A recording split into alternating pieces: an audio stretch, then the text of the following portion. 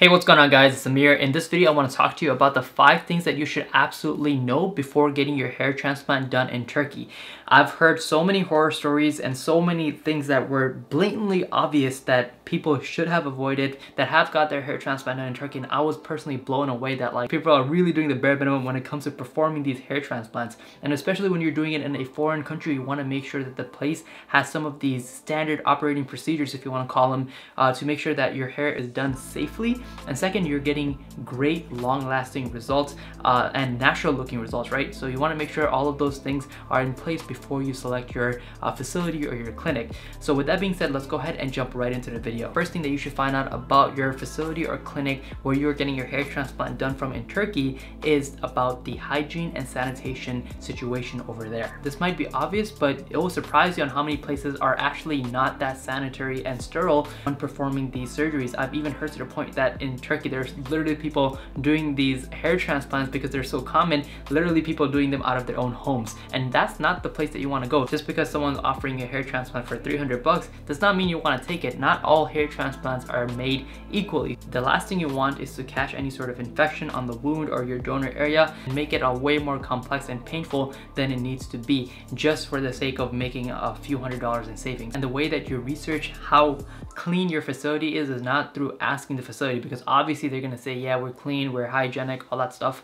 The way to do it is actually look at the reviews of people who've actually been there. Because in my opinion, I think the only way to leave a review is either you absolutely love the place or you absolutely hate the place. People don't leave reviews in the middle. So that's why you always want to go with a place that has the best reviews, because that really shows that that facility really lives up to its name and performs high quality procedures in a sterile environment, and you know, all the other criteria met in order for you to get the best results. Number 2, then this is absolutely critical and huge. Your hair transplant clinic needs to know the difference between single, double, and triple grafts. Why is this important? A lot of people, when it comes to getting a hair transplant done in Turkey, all they think of, oh, they're just gonna take hair out of my donor area and implant them.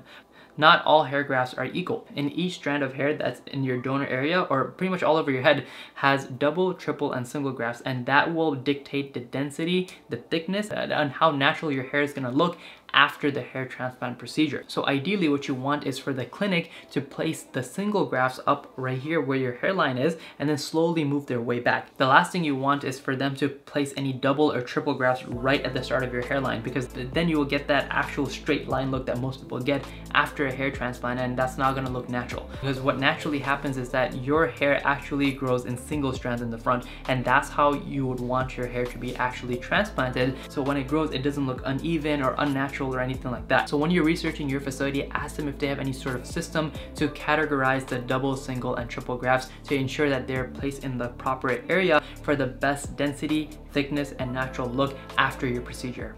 Number 3 is the experience level of your facility. Look, you can go to a lot of places that will do your hair transplant, again, for $1,000, $1,500 bucks, but you don't want that. Because most of these places that are charging such cheap prices, one, they might be just starting up, so they just want to get a bunch of testimonials, bunch of patients through so they can send more clients in, so that way they're charging a cheaper price. But that's not to guarantee that you're gonna get the best results. And also you have to remember, your donor area is limited. You can't just say, hey, I'm just gonna go with this cheap place first, and then, you know, if it doesn't work out, I can just get a second transplant. But you might not know it. Even if you get 3,000-4,000 grafts extracted from your donor area, and if you use 3,000 to 4,000 of them, you might even have 2,000-3,000 grafts left, and you may not even know it. And at the end of the day, just by trying to save a few $100, you've wasted your grafts, and now you're not even happy with your result.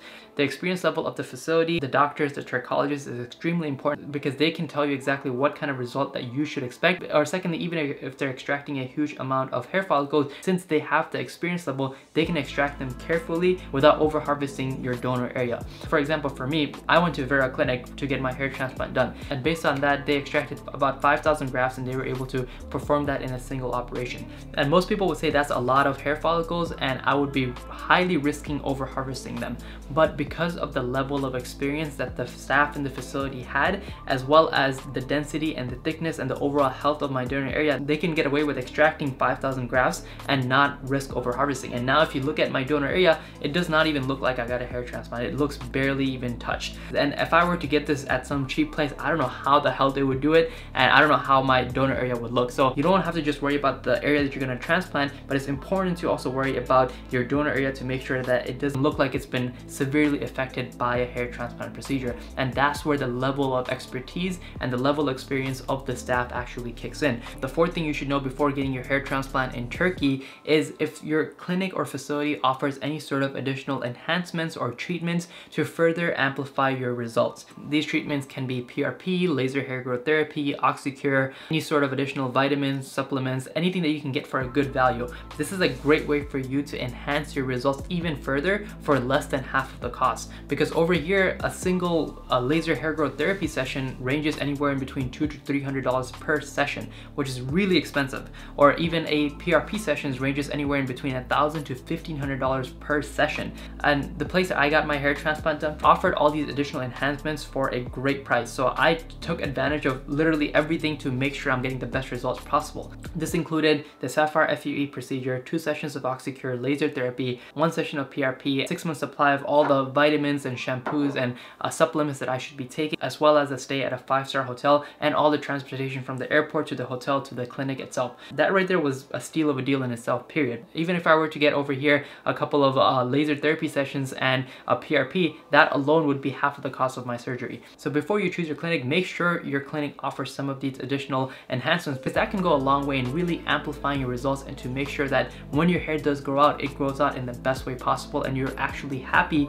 Whereas compared to, I've actually heard some people who've gotten their hair transplant before in Turkey and they were just like, yeah, I just got my hair transplant and they gave me some biotin and that was it. And I was like, wow. If you're already going, might as well get the full shebang done and make sure you get the best results and the best bang for your buck, because why not? The last thing, but I would say it should be the #1 thing you should look in your clinic or your facility that you're going to get your hair transplant done from in Turkey is transparency. This trumps everything. You don't want to go to a place where they're going to give you false hopes, false expectations, BS and fluff you up with a bunch of things and get you excited, and when your hair grows out is nothing like how you've expected. The truth is everyone's hair is different. Everyone has different levels of double, single and triple grafts of hair. Everyone has a different density of hair. Everyone has a different donor area. Everyone has a different amount of grafts that they can extract. Based on that, your final result may not be the same as my final result, and my final result may not be the same as your final result. So that's why when you have an experienced and a transparent staff, they can go out there and examine your donor area, examine your baldness, and tell you exactly what you can expect after the procedure. That way you're not upset that, hey, this guy just got his procedure done from the same place and how come he got better results than I did.